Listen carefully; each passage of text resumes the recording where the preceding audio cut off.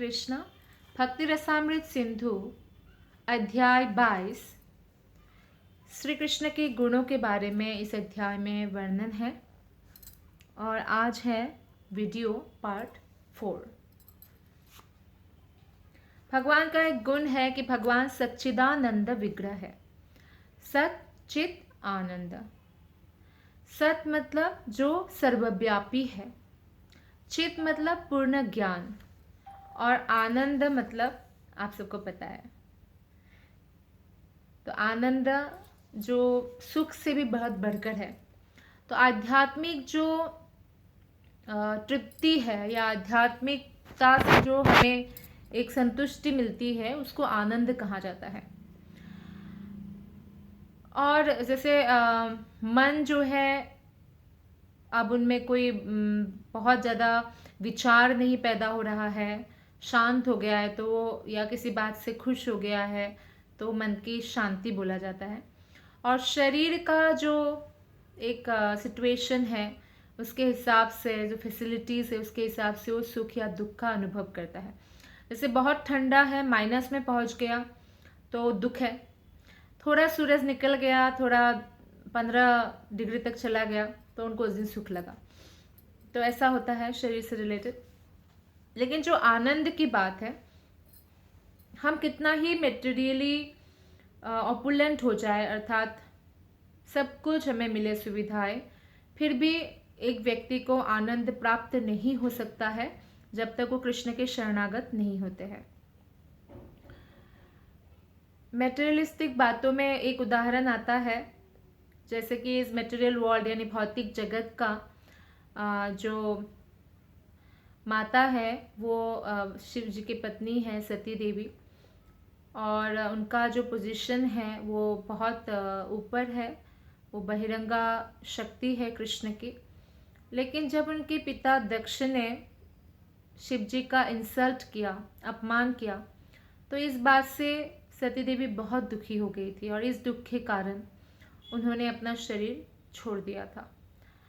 तो उससे भी जो है श्रील प्रभुपाद जी बताते हैं कि कोई मेटेरियली भले ही कितना अच्छा पोजीशन में सिचुएटेड भी हो, तो भी जब आप देखिए, जब सती माता जो स्वयं बहिरंगा शक्ति है भगवान की, तो उनको भी दुख हुआ। तो इस भौतिक संसार में सबको दुख का अनुभव होता है किसी न किसी कारणवश।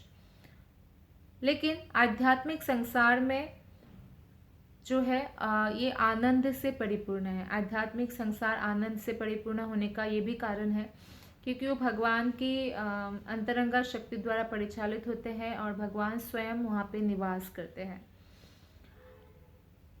तो ये जो बहिरंगा शक्ति है भगवान की, वो यही शिक्षा देते हैं समस्त आत्माओं को, मनुष्यों को, कि कृष्ण के शरणागत होना चाहिए। कृष्ण के शरणागत होने से हमें भगवान की कृपा मिलती है।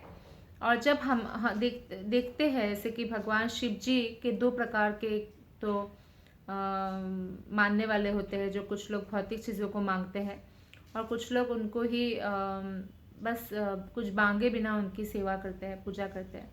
तो जो बिना कुछ स्वार्थ के उनकी सेवा करते हैं, तो भगवान शिव जी उनको हरि भक्ति की ओर गाइड करते हैं। जैसे एक ब्राह्मण था, तो वो शिव जी के परम भक्त था। तो शिव जी ने देखा कि ये ब्राह्मण जो है निस्वार्थ भक्ति करता है मेरा। तो जो निस्वार्थ भाव से भक्ति करता है, यानी भौतिक वस्तु के प्रति उसका कोई विशेष आकर्षण नहीं है, तो शिव जी उनको कृष्ण भक्ति देते हैं। तो शिव जी ने उनको स्वप्न में बताया कि आप जाओ, आपकी बेटियों की शादी कराना है ना, आप बहुत गरीब ब्राह्मण हो, तो आप जाके सनातन गोस्वामी जो मदन मोहन मंदिर में रहते हैं, आप उनसे मदद मांगो, वो आपकी मदद करेंगे। उनके पास कुछ ऐसे चीज़ें हैं जो आपको दे देंगे। तो ब्राह्मण गए, तो सनातन गोस्वामी ने कहा अच्छा ऐसी बात है, तो वो कचरे के डिब्बे में पारसमणि है, उसमें ले जाओ और जिस वस्तु को स्पर्श करोगे वो सोना में परिवर्तित हो जाएगा, तो आपकी बेटियों का विवाह भी हो जाएगा। तो ब्राह्मण पारसमणि लेकर आ जाते। तो इससे भगवान शिव जी सोचते हैं कि मैंने क्या लेने के लिए इसको भेजा था और क्या लेके आ गया। फिर स्वप्न देते हैं और बोलते हैं अगर पारसमणि इतना ही मूल्यवान होता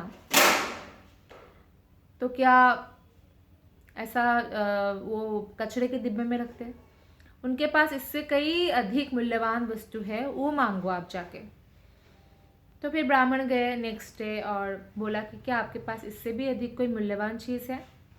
तो बोलते हाँ बिल्कुल है मेरे पास। तो बोलते तो मुझे वो चाहिए, पारस मणि नहीं चाहिए। तो सनातन गोस्वामी कहते हैं ऐसी बात है तो आप पारस मणि को अभी यमुना जी में फेंक दो, फिर आप मेरे पास आओ, फिर मैं आपको मूल्यवान जो भी मेरे पास है वो दूंगा। तो पारस मणि मदन मोहन मंदिर से बहुत पास ही है, यमुना पहले बहुत आगे तक थी, अभी तो पीछे चले गए, पानी कम हो गया। तो आते हैं फेंक कर यमुना में पारस मणि, फिर कहते हैं कि अब मुझे आप वो मूल्यवान वस्तु दो।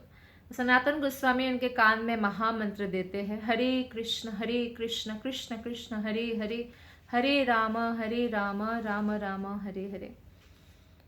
और इस महामंत्र से एक प्रकार उस ब्राह्मण को दीक्षित करते हैं। तो तब जाके भगवान शिव जी बहुत प्रसन्न होते हैं, ब्राह्मण भी बहुत प्रसन्न होते हैं, ब्राह्मण कृष्ण भक्त बन जाते हैं।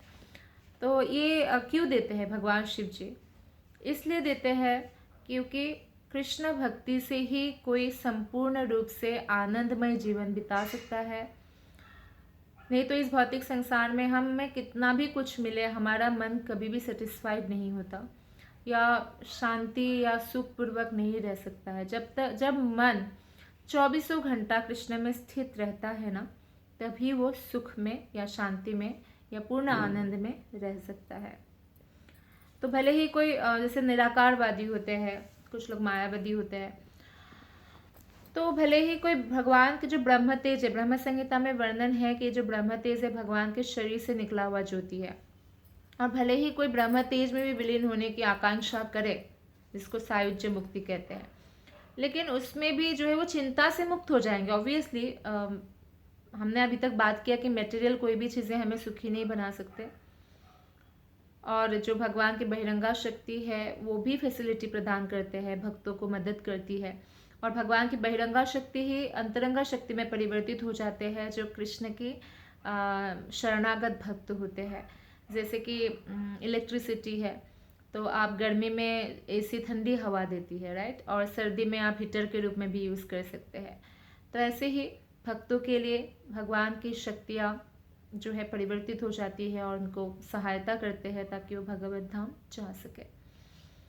अभी हम ये मेटेरियलिस्टिक या भौतिक जगत की जो धन ऐश्वर्य उसको पाने की बात कर रहे थे, लेकिन अगर हम स्पिरिचुअल लेवल तक जाए, जैसे कि ब्रह्म तेज या ब्रह्म ज्योति में जो लोग विलीन होना चाहते हैं ऐसे व्यक्ति, पर उनको भी पूर्ण आनंद नहीं मिल सकता है जब तक कृष्ण के संसर्ग में नहीं आएंगे, कृष्ण भक्तों के संसर्ग में नहीं आएंगे, पूर्ण आनंद मिलना असंभव है, क्योंकि सिर्फ कृष्ण ही आनंद, पूर्ण आनंद के आगार हैं।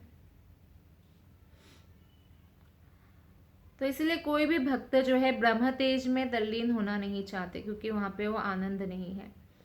श्री यामुनाचार्य जो है वो स्तुति करते हैं कि प्रकृति के तीनों गुण मिलाकर, प्रकृति के जो तीनों गुण हैं जो सबको नचाते रहते हैं, कोई किसी गुण में है तो कोई किसी गुण में है, और उस गुण के अनुसार ही गुण कर्म विभागश चातुर्वर्ण्यम मया सृष्टम गुण कर्म विभागश। तो ये 4 वर्ण बना है। सत्वगुण में रहने वाले को ब्राह्मण कहते हैं, रजोगुण में रहने वाले को क्षत्रिय, वैश्य तमोगुण और रजोगुण के मिक्सचर होते हैं, और नितांत तमोगुणी लोगों को शूद्र कहा जाता है। लेकिन ये जो तीनों गुण हैं या जो 3 विष्णु हैं जो कृष्ण से विस्तारित हुए हैं, महाविष्णु, गर्भोदकशायी विष्णु, क्षीरोदकशायी विष्णु, ये तीनों विष्णु मिलाकर, और आध्यात्मिक जो आकाश है, वैकुंठ जगत, वो मिलाकर भी भगवान की शक्ति का ये लघु प्रदर्शन है, कृष्ण की शक्ति का। ये भगवान का इसलिए सच्चिदानंद विग्रह एक महान गुण है। और नेक्स्ट गुण है समस्त योग सिद्धियों से युक्त। सिद्धि बहुत सारे हैं, अनिमा, लघिमा, गरिमा, ऐसे 8 प्रकार की सिद्धि है। ये सारी भौतिक सिद्धियां हैं, और आध्यात्मिक सिद्धियां भी है, लेकिन आध्यात्मिक हो चाहे भौतिक सिद्धियां, सब भगवान के अंदर पूर्ण रूप से है, और भगवान की कृपा से ही दूसरों को भी मिलता है। लेकिन भक्त जो है सिद्धियों के पीछे नहीं भागते हैं, क्योंकि उनका जो लक्ष्य है वो भगवत धाम है। जैसे आप अगर किसी पहाड़ की चोटी में आपको पहुंचना है, वो आपका लक्ष्य है, और रास्ते में अगर आपको हीरा, जवाहरात, सोना, चांदी, पारस मनी, ये सब मिल जाए और आप अपने बैग में भरते जाओ तो इतना भारी हो जाएगा कि शिखर तक पहुंचना इम्पॉसिबल हो जाएगा, क्योंकि ऑलरेडी आप अपने अपने आप इतना तकलीफ से पहुंचते हैं। या हो सकता है मन बदल जाए कि इतना धन मिल गया, अब शिखर में पहुंचना नहीं है, घर वापस चलो। तो इस प्रकार से भौतिक संसार में कोई भी भौतिक जो वस्तुओं के प्रति अगर कोई व्यक्ति आकर्षित हो जाते हैं और भक्ति में सीरियस नहीं होते हैं, तो ये एक प्रकार से यही बात हो गई कि शिखर तक जाना था पर आधे रास्ते से वापस लौट आए।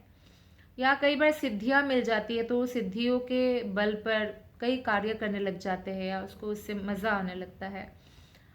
या कई लोग लोगों के बीच में भगवान बनकर जो है मान सम्मान प्राप्त करते हैं, क्योंकि लोगों को नहीं पता है ना, जैसे पानी के ऊपर कोई चले तो आश्चर्यचकित होते लोग, अग्नि के अंदर से चले या आकाश में उड़े, ये सिद्धियां है।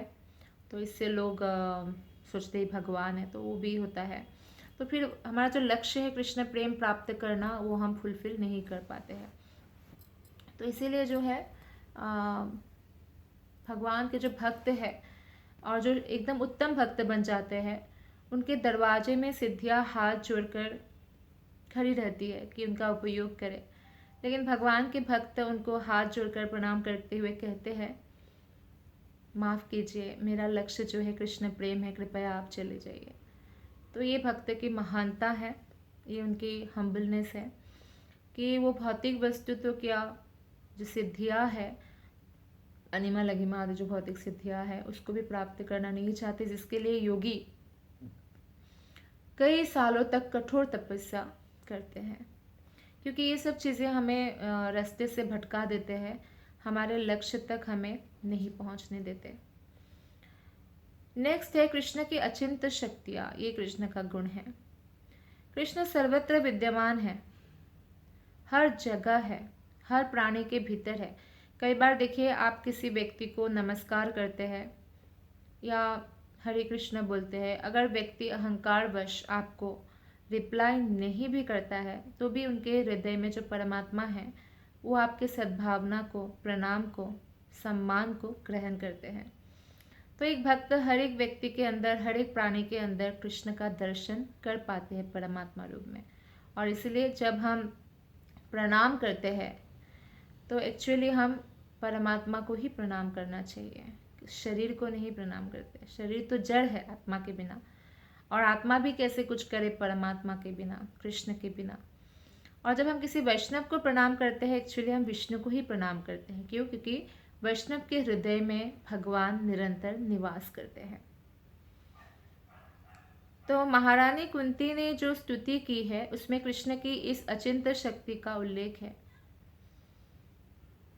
वे कुंती से बात करते समय उत्तरा के गर्भ में भगवान प्रविष्ट हो गए थे और अश्वत्थामा ने जो ब्रह्मास्त्र चलाया था उससे उनके गर्भ की रक्षा की परीक्षित महाराज की। कृष्णा जो है ब्रह्मा तथा शिव तक को मोहित करने वाले हैं और उनके शरणागत जो भक्त है उनके सारे पाप कर्मों के फलों से उनको मुक्त कर सकते हैं। ये उनकी अचिंत्य शक्ति का कुछ उदाहरण है। कोई कितना भी पापी हो, अगर कृष्ण के शरणागत हो जाते हैं, समस्त पापों से भगवान उनकी रक्षा जरूर करते हैं। इसलिए श्री रूप गोस्वामी यह कहकर कृष्ण को सादर नमस्कार करते हैं कि यह समस्त भौतिक प्रकृति इस समय मनुष्य रूप में विद्यमान श्री कृष्ण की छाया मात्र है। तो ऐसा लगता है भगवान जब अवतरित होते हैं कि हमारी तरह साधारण मनुष्य है। भगवान अपने आप को प्रकट करे ना करे वो भगवान के ऊपर है। जब लीला करते हैं तो भगवान प्रकट करते हैं। सो आसुरिक व्यक्ति है वो सोचते हैं हमारी तरह ही है, लेकिन जो भक्त है जैसे कुंती महारानी है, पांडवगण है, अक्रूर है, वो जानते थे कि वो स्वयं भगवान है। जब ब्रह्मा जी ने गाय बछड़े और बालकों को छुड़ा लिया था तो उन्होंने उतना ही गाय बछड़े और बालकों में अपना जो है विस्तार किया था। उन्होंने लाखों ब्रह्मांडों को आत्म साक्षात्कार की शिक्षा दी है। भगवान ने हमें भगवत गीता दिया है। तो कृष्ण सबको मोहित कर सकते हैं। आपने देखा कि मोहिनी रूप जब धारण किया था तो शिव जी नहीं गए थे समुद्र मंथन में, तो देवता लोगों ने मोहिनी रूप देखा तो समझ आए कृष्ण ही है। लेकिन असुरिक लोग जो है बहुत मोहित हो गए थे कि अमृत का पात्र मोहिनी के हाथ में ही पकड़ा दिया था, जबकि उससे पहले वो लोग युद्ध कर रहे थे, लड़ाई कर रहे थे, अमृत मैं पीऊंगा मैं पीऊंगा। लेकिन जब शिव जी ने इच्छा की, शिव जी ने सोचा कि मोहिनी रूप से जब देवता ही आकृष्ट नहीं हुए तो मैं कैसे मोहित हो सकता हूँ।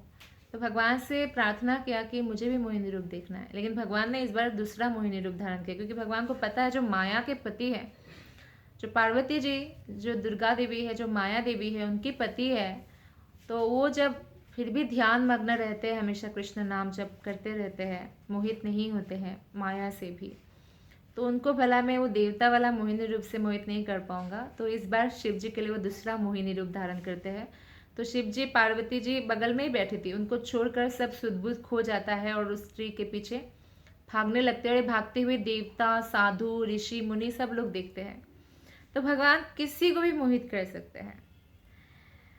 तो इसलिए जो है भगवान श्री कृष्ण की अचिंत शक्तियाँ हैं जो हमारी चिंता से, कल्पना से परे है, और वो समस्त अधीश्वरों द्वारा पूजित है। ब्रह्मा, शिव या इंद्र या समस्त जो है बड़े बड़े देवता, उनके द्वारा पूजित है। तो जब स्वर्ग से पारिजात पौधा लाने के विषय में इंद्र कृष्ण से पराजित हो गया था, तो नारद ने इंद्र से भेंट की और उसकी आलोचना करते हुए कहा, नारद मुनि इंद्र को कहते हैं, अरे स्वर्ग के महान राजा इंद्र, कृष्ण पहले ही ब्रह्मा तथा शिव जी को पराजित कर चुके हैं, तो इसलिए आप क्यों लड़ रहे थे जब शिव जी और ब्रह्मा जी कृष्ण से पराजित हो चुके हैं, तो आप कैसे जीत पाते। निस्संदेह नारद मुनि जो है ऐसे हंसी हंसी में ही बात कर रहे थे। नारद मुनि बहुत ही महान भक्त है और वो सभी का सम्मान करते हैं और खुद सम्मान की कभी अभिलाषा नहीं करते। तो इंद्र को भी हंसी हंसी में ही ये बात कर रहे थे और इंद्र को भी इसका आनंद आ रहा था। और भगवान भी अपने भक्तों के साथ युद्ध करके वीर रस का पान करते रहते, जैसे कि भीष्म के साथ भी युद्ध किया था। तो नारद के कथन से पुष्टि होती है कि कृष्ण जी ब्रह्मा तथा शिव को मोहित करने में समर्थ है और इंद्र को भी। इसीलिए इनसे भी क्षुद्र जीवों के साथ ऐसा करने की कृष्ण की शक्ति का क्या कहना, जब बड़े बड़े देवता ही भगवान से मोहित रहते हैं। तो पाप कर्म के फलों के कष्टों को कम करने में कृष्ण की शक्ति का वर्णन ब्रह्म संहिता में हुआ है कि स्वर्ग के राजा इंद्र से लेकर एक चींटी तक को, हर एक को अपने पूर्व कर्म जो है उसका फल भुगतना ही पड़ता है। किंतु कृष्ण का जो भक्त है, कृष्ण की कृपा से ऐसे सारे फलों से मुक्त हो जाते हैं, सारे ऋण से भी मुक्त हो जाते हैं। ये स्पष्ट रूप से तब सिद्ध हुआ जब 64 दिन कृष्ण ने गुरुकुल में बिताया सांदीपनि मुनि के आश्रम में। और जब कृष्ण बलराम गुरु दक्षिणा के लिए जब निकल रहे थे, सब खत्म हो गया था, तो निकल रहे थे, तो गुरु दक्षिणा के लिए पूछा तो उन्होंने अपने मरे हुए पुत्र वापस मांगा, क्योंकि वो जानते हैं कि कृष्ण के पास अचिंत्य शक्तियां है, वो दे भी सकते हैं। तो फिर कृष्ण यमलोक गए और यमराज से मृत पुत्र को लाकर जो है तुरंत जो है वो दे दिया। यमराज को कृष्ण ने आदेश दिया, मेरे आदेश का पालन करो और ये आत्मा मुझे लौटा दो। इसका अर्थ है, यही अर्थ है कि ऐसे भी व्यक्ति को जो प्रकृति के विधानों ने जकड़ा हुआ है, प्रकृति के नियमों के अनुसार यमलोक जाने के बाद उन्होंने शरीर छोड़ दिया तभी तो यमलोक गए। तो फिर वहाँ पे जाने के बाद जो प्रकृति के नियम है, कोई आता नहीं है ऐसे वापस, लेकिन फिर भी उन नियमों के अनुसार जो यमराज द्वारा दंडनीय था, कृष्ण की कृपा से उनको छोड़ दिया जाता है। तो कृष्ण की कृपा से कुछ भी संभव हो सकता है, उनकी शक्ति अचिंत्य है। सभी लोग उनकी आज्ञा का पालन करते, इसलिए अजामिल को जब पकड़ा था यमलोक से यमदूत आए थे और उसको आत्मा को निकाल रहे थे शरीर से, तो उन्होंने नारायण नारायण अपने पुत्र को बुलाया। अजामिल पहले भी शालिग्राम की सेवा करता था, तो अच्छे भक्त थे, पहले से अच्छा ब्राह्मण था। तो नारायण पुकारने से विष्णुदूत आ गए, तो विष्णुदूत ने यमदूतों को थोड़ा धमकाया भी और मना भी किया। तो वो लोग यमराज के पास जाके कहते हैं कि आपसे भी बड़ा कोई है क्या, जो पापी था तो उसको हमें लाने क्यों नहीं दिया। नारायण नारायण बोलने से कैसे बच जाते हैं। तो भगवान की नाम में अनिच्छा पूर्वक भी कोई नाम ले तो उसमें महान अचिंत्य शक्तियाँ सन्निहित रहता है। और यमराज कहते हैं कि मुझसे भी बड़ा है भगवान श्री कृष्ण, मैं उन्हीं की आराधना करता हूँ, मैं तो उनका दास हूँ। तब यमदूतों को भी जो है भगवान के बारे में श्रवण करने का मौका मिला। तो शुकदेव गोस्वामी जो है कृष्ण की अचिंत्य शक्तियों का वर्णन इस प्रकार करते हैं। कृष्ण मेरी बुद्धि को मोहित कर रहे हैं, क्योंकि वे अजन्मा होकर भी नंद महाराज के पुत्र के रूप में जन्म लिया है। और ऊपर से यशोदा मैया बांधते हैं तो बंधन में चले जाते हैं। यशोदा मैया से वो घबराते हैं, जैसे कोई छोटा बालक है, माता के द्वारा कंट्रोल हो रहा है, ऐसा करके भगवान मोहित कर रहे हैं भक्त को। सर्वव्यापी होकर भी वो हर समय यशोदा माता की गोदी में रहते हैं, प्रेम में बंधे हुए, जिसको कोई नहीं बांध सकता। उनका अनंत रूप है, किंतु वे एक कृष्ण रूप में माता और पिता नंद यशोदा के समक्ष विचरण कर रहे हैं।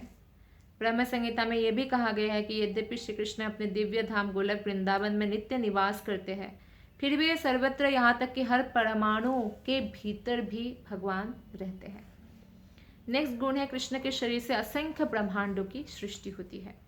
भागवत गीता में 10वां अध्याय 10वां स्कंध 14वां अध्याय में ब्रह्मा जी कहते हैं, हे प्रभु, मिथ्या अहंकार, बुद्धि, मन, आकाश, वायु, अग्नि, जल तथा पृथ्वी, ये सब इस ब्रह्मांड के भौतिक घटक हैं। और ब्रह्मांड एक विशाल पात्र की तरह है, जिसमें मेरा शरीर तुच्छ परिमाण का है। तो आप सोचिए, ब्रह्मा जी ऐसा कह रहे हैं तो हमारा क्या उसमें स्थिति होगी।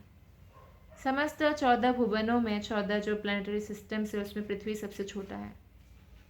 पृथ्वी से बड़ा तो नरक है। और सबसे छोटा पृथ्वी में हम एक छोटा सा जगह पे रहते हैं, एक छोटे से बेड पे सोते हैं, छोटे से कमरे में रहते हैं। तो हमारी एक्चुअली कोई भी विशेष पोजीशन नहीं है। और ऐसे एक ब्रह्मांड की हम बात कर रहे हैं, जबकि भगवान के रोम छिद्र से करोड़ों करोड़ों ब्रह्मांड जो है निकल रहे हैं, जो छोटे छोटे कण हिलते जुलते जैसा दिखाई पड़ते हैं। तो ब्रह्मा जी कहते हैं, मेरे विचार है कि मैं आपके समक्ष अत्यंत नगण्य हूँ, मैं क्षमा चाहता हूँ। कि भगवान के सामने हर एक व्यक्ति जो है नगण्य है, और उनको विनम्रता पूर्वक भगवान की सेवा में लगे रहना चाहिए। क्योंकि ऐसे एक ब्रह्मांड नहीं, ऐसे अनंत कोटि ब्रह्मांड है। केवल एक ब्रह्मांड का लेखा जोखा ले तो उसमें विचित्र विचित्र वस्तुओं के अनेकानेक संयोग मिलेंगे। तो इसलिए अच्छी बात तो है कि किसी के पास अगर धन है, सुंदरता भी है, और अच्छे घर परिवार से भी वो बिलोंग करता है, और अच्छा उसका एजुकेशन है, हाईली क्वालिफाइड है, ये बहुत अच्छी बात है। लेकिन अगर ये चीज़ हम अहंकार करने में लगाएंगे, दूसरों को नीचा दिखाने में लगाएंगे, और भगवान की सेवा में नहीं लगाएंगे, तो ये बहुत डेंजरस हो जाता है, विष की तरह काम करता है, हमारा जीवन विषपूर्ण कर देता है। जैसे दूध गाय का, विदेशी गाय का दूध अमृत समान है, लेकिन अगर उसमें सांप ने, किसी विषैला सांप ने मुंह मार दिया हो तो दूध जैसा दिखता है, पर वो पॉइजनस हो जाता है, कोई भी पिएगा तो मर जाएगा। ठीक उसी प्रकार से किसी का जीवन भले ही कितना ही पापमय हो, लेकिन उसने कृष्ण के नाम जप करना शुरू कर दिया, हरे कृष्ण कृष्ण कृष्ण हरे हरे, हरे राम राम राम हरे हरे, तो उसका जीवन धीरे धीरे पूर्णतया शुद्ध हो जाता है। जैसे नॉर्मल पानी जो है, उसमें अगर आप थोड़ा सा गंगा जल डाल देते हैं तो पूरे पानी जो है पवित्र माना जाता है, गंगा जल ही माना जाता है ना। तो ऐसे ही भगवान श्री कृष्ण का नाम को जब हम अपने जीवन में स्वागत करते हैं, हमारा जीवन शुद्ध हो जाता है। तो भगवान से ही ऐसे करोड़ों करोड़ों ब्रह्मांड निकलते हैं, और भगवान उसमें असंख्य देवताओं के निवास स्थान रखते हैं। ब्रह्मांड का जो व्यास है वो 40 करोड़ मील है, और इसमें अनेक अगाध स्थान है, जो पाताल लोक भी बहुत बड़े हैं। तो ऐसे बहुत सारे लोग जो भगवान ही इसका सृष्टि करते हैं। ऐसा लगता है कि ब्रह्मा जी सृष्टि किया है, लेकिन एक्चुअली ओरिजिनली कौन करते हैं? भगवान श्री कृष्ण ही इसका जो है ओरिजिनल सृष्टि करता है, और ब्रह्मा जो है सेकेंडरी सृष्टि करता है। बहुत बहुत धन्यवाद। हरे कृष्णा।